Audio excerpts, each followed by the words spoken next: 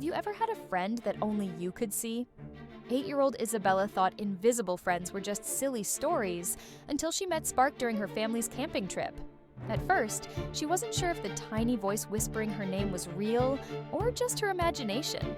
But when her little brother Tommy disappeared during a thunderstorm, everything changed.